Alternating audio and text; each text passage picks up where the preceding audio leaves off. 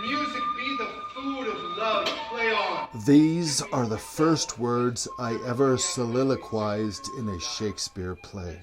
This starring role as Duke Orsino in Shakespeare's Twelfth Night helped shape my acting career as a Shakespearean actor. Many years ago, a casting director believed in me and gave me a chance. So, naturally, when I was reading this heritage magazine out of Roswell, New Mexico, I became enthralled by this article. What I discovered is that Roswell boasts to have the oldest Shakespeare club in America. I went with haste to the Historical Society for Southeastern New Mexico to discover that entrance is only allowed by appointment only. Since I was unwilling to wait for them to open, I did my own investigations. I found this Roswell Shakespeare Club Facebook account. It is a private, members-only account. I dug a little deeper, and this is what I discovered about the Shakespeare Club. The Roswell Shakespeare Club, founded in 1902 and recognized as the oldest active literary club in New Mexico, does not maintain a public active Facebook page for its community operations because the club strictly limits its active membership to 20 people and selects members through a private, secret ballot invitation system. Their meetings and schedules are held internally rather than through public social media groups. This is Kathy Sabin, the author of this article.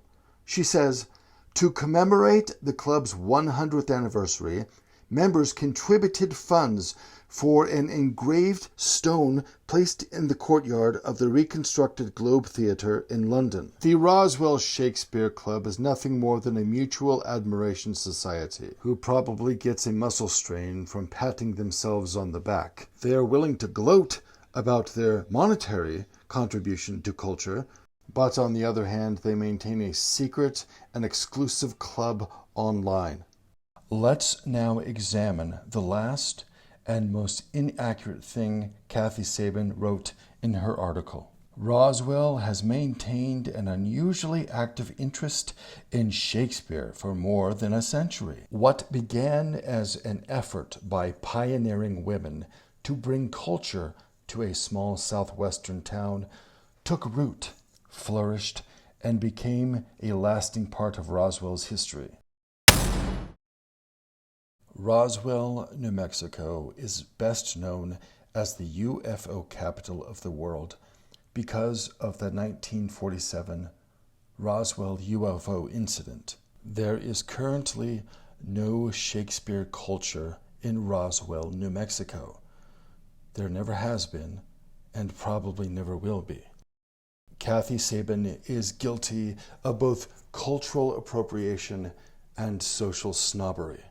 When I lived in England, I wanted to pay my respects to William Shakespeare. I traveled to the Holy Trinity Church in Stratford-upon-Avon. I stood quietly in the room where he is currently buried.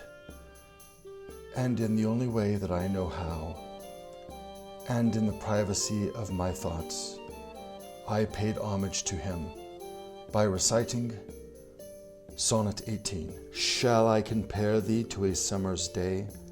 Thou art more lovely and more temperate. I paid homage to Shakespeare because I was exposed to the beauty and the majesty of his words. Shakespeare's words cry out to us from the grave, to be felt, enjoyed, and experienced by everyone, not just the elite.